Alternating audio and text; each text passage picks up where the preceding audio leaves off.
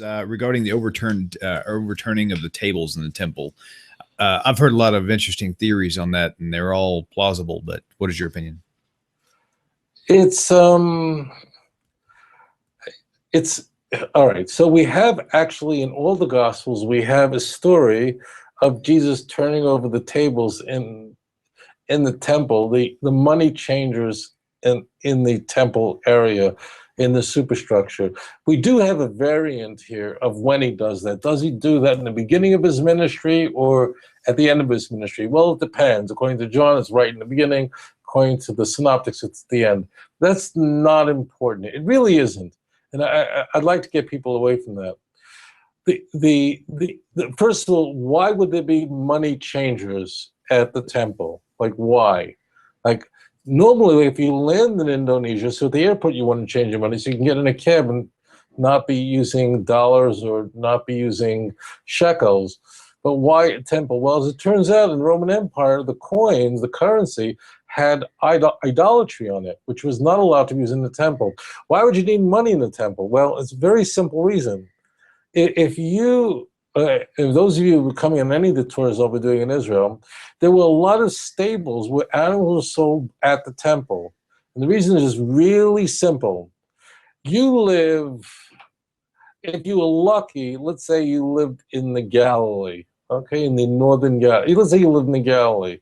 Jerusalem is an 80-mile trip. That's 5 days. That's if you're really lucky, because in the Second Temple period, Moses didn't even live in the land of Israel. But let's just take that, okay? Now, that's a big deal. In the ancient world, to get from Eilat or to get, to Jerusalem, that was a very big deal. People didn't make it alive. And you wanted to make sure you had to limit the amount of baggage you could take with you. You certainly didn't want to bring your own sheep. You could. But imagine if you wanted to bring an offering, you wanted a Passover lamb or whatever it was, do you bring a sheep from home, from the Galilee? Or do you just bring money with you and then purchase those sheep or purchase a bull or whatever it is, any sacrifice when you get there? So you have to have all that check and baggage. It's really this is not complicated. And that's why in the temple superstructure area, the place where animals are kept, because people didn't want to check in their baggage. They'd rather buy it when they get there. Mm-hmm. It's, this is not brain surgery.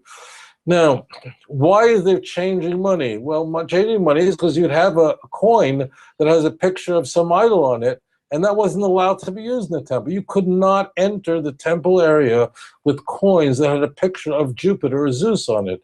I mean, that was obvious. So you had to have a different kind of currency that was was devoid of any kind of idol worship. All the emperors of Rome were all worshipped as gods. From the first emperor of Rome, Octavius, Caesar Augustus, all the way straight through, all of them were gods. You can't have Caligula on your coin, okay? Forget that.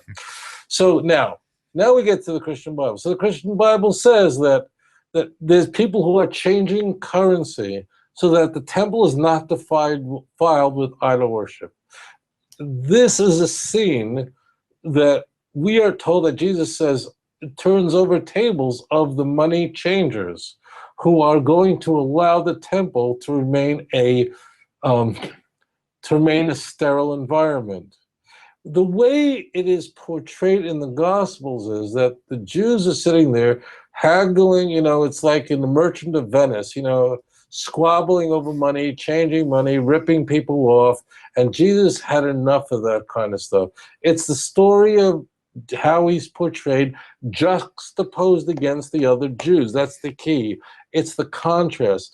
Jesus wants to heal people, and all the Jews want to do is prevent them from healing people. The Jews are just changing money with whatever the problem is, and Jesus is turning over the tables because Jesus says, why do you, the essence is why you bring this sort of, why you bring this currency exchange and why is there money going on in God's place?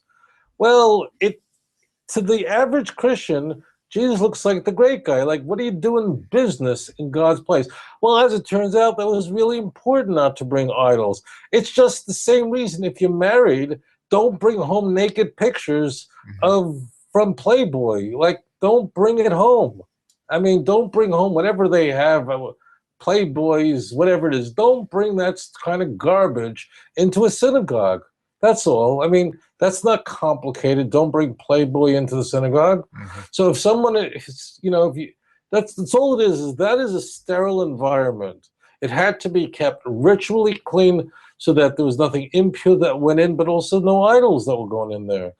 But the way this, for the Christian, these are very powerful stories because Jesus stood up to the authorities. He stood up to the people who were abusing things. And of course, the way the story is written, the way the stories are written in the gospel, it does portray Jesus as trying to get rid of corruption. Jesus is above everything. So, I mean, if you're writing the book, you can write whatever you want. It's that's the point of the money changer. Okay? Very good.